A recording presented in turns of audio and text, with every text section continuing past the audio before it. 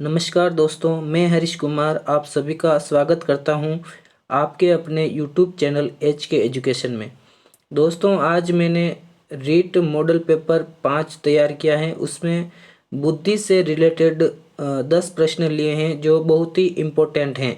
तो दोस्तों, स्टार्ट करने से पहले अगर आपने अभी तक इस चैनल को सब्सक्राइब नहीं किया है तो सब्सक्राइब कर लीजिए और घंटी का बटन भी दबा दीजिए। तो दोस्तों, फटाफट स्टार्ट करते हैं। प्रश्न नंबर 1 है, बुद्धि के एक कारक सिद्धांत का प्रतिपादन किसने किया था? बुद्धि के एक कारक सिद्धांत का प्रतिपादन किसने किया था? ऑप्शन नंबर 1 है थॉमसन, ऑप्शन नंबर 2 है स्पीयरमैन, ऑप्शन नंबर 3 है बिने और ऑप्शन नंबर 4 है टर्मन। आपको इसमें से राइट आंसर बताना है कि कौन सा ऑप्शन राइट है। बुद्धि के एक कारक सिद्धांत का प्रतिपादन किसने किया था? तो दोस्तों, इसका जो राइट आंसर रहेगा वो है बिने। बुद्धि के एक कारक सिद्धांत का प्रतिपादन बिने ने किया था। चलो दोस्तों, अगला प्रश्न देखते हैं। अगला प्रश्न है, पिछड़े बालकों की बुद्धि लब्धि होती है। पिछड़े बालकों की बुद्धि लब्धि होती हैं।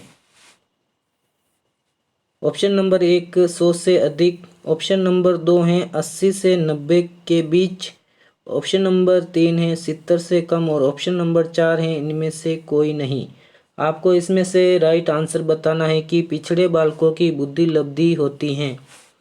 तो दोस्तों, इसका जो राइट आंसर रहने वाला वो है 80 से 90 के बीच। पिछड़े बालकों की जो बुद्धि लब्धि होती है वो 80 से 90 के बीच राइट आंसर हैं।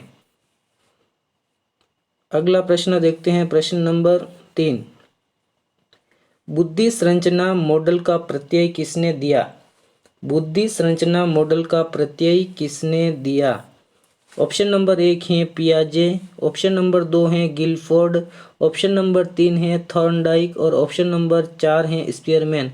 आपको इनमें से राइट ऑप्शन बताना है कि कौन सा राइट रहेगा। बुद्धि संरचना मॉडल का प्रत्यय किसने दिया? तो दोस्तों, इसका जो राइट आंसर रहने वाला है वो है गिलफोर्ड। बुद्धि संरचना मॉडल का प्रत्यय किसने दिया? तो इसका राइट आंसर है गिलफोर्ड। अगला प्रश्न देखते हैं, बुद्धि लब्धि ज्ञात करने के सूत्र के प्रतिपादक कौन है? बुद्धि लब्धि ज्ञात करने के सूत्र के प्रतिपादक कौन है? ऑप्शन नंबर 1 है बिने, ऑप्शन नंबर 2 है साइमन, ऑप्शन नंबर 3 है टर्मन और ऑप्शन नंबर 4 है स्टर्न। इन चारों में से आपको राइट आंसर बताना है। तो दोस्तों, इसका जो राइट आंसर रहने वाला है वो है स्टर्न। बुद्धि लब्धि ज्ञात करने का सूत्र के प्रतिपादक कौन है? तो इसका राइट आंसर है स्टर्न।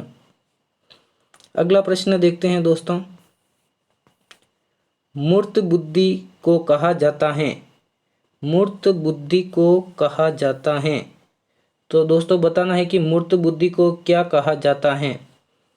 ऑप्शन नंबर 1 है यांत्रिक बुद्धि, ऑप्शन नंबर 2 है गत्यात्मक बुद्धि, ऑप्शन नंबर 3 है गामक बुद्धि और ऑप्शन नंबर 4 है उपर्युक्त सभी।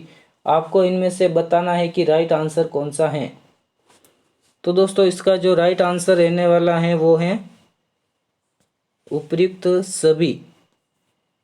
क्योंकि दोस्तों, मूर्त बुद्धि को ही यांत्रिक बुद्धि कहा जाता है, गत्यात्मक बुद्धि कहा जाता है और गामक बुद्धि भी कहा जाता है। इसलिए इसका ऑप्शन नंबर 4 राइट रहेगा, उपर्युक्त सभी। अगला प्रश्न देखते हैं दोस्तों, प्रश्न नंबर 6, स्टैनफोर्ड बिन्ने परिसर का निर्माण किसने किया? स्टैनफोर्ड बिन्ने परिसर का निर्माण किसने किया? तो दोस्तों, इसका आपको राइट आंसर बताना है। ऑप्शन नंबर 1 है बिने ने, ऑप्शन नंबर 2 है स्टर्न ने, ऑप्शन नंबर 3 है टर्मन ने और ऑप्शन नंबर 4 है स्टर्न ने। तो दोस्तों, इसमें से आपको राइट आंसर बताना है। तो दोस्तों, इसका जो राइट आंसर रहेगा वो है ऑप्शन नंबर सी टर्मन ने। ऑप्शन नंबर सी टर्मन इसका राइट आंसर रहेगा।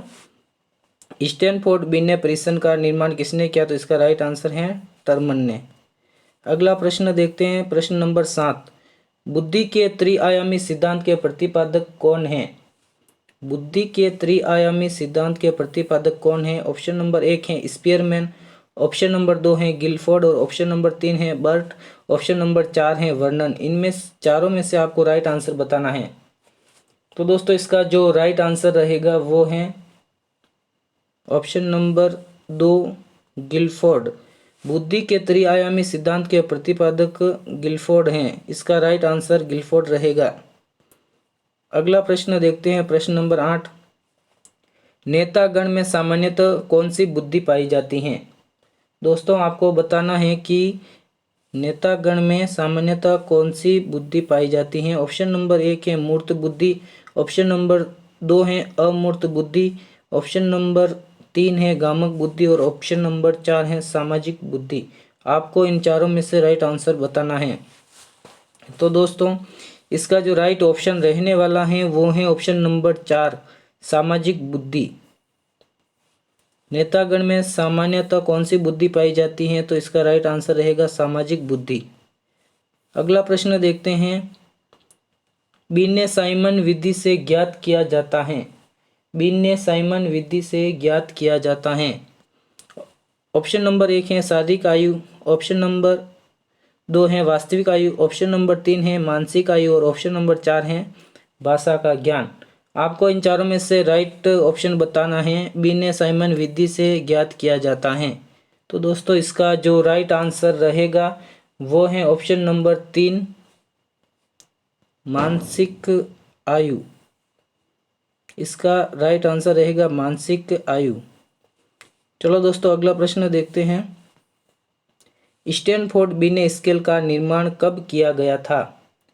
स्टैनफोर्ड बिने स्केल का निर्माण कब किया गया था? ऑप्शन नंबर 1 है 1905, ऑप्शन नंबर 2 है 1916, ऑप्शन नंबर 3 है 1907 और ऑप्शन नंबर 4 है 1939। इन चारों में से आपको राइट आंसर बताना है। तो दोस्तों इसका जो राइट आंसर रहेगा वो है ऑप्शन नंबर 2 1916। स्टैनफोर्ड बिने स्केल का निर्माण कब किया गया? तो इसका राइट आंसर रहेगा 1916। तो दोस्तों ये थे आज के 10 प्रश्न। अगले प्रश्न के लिए आप मॉडल पेपर 6 जरूर देखें। तब तक के लिए धन्यवाद।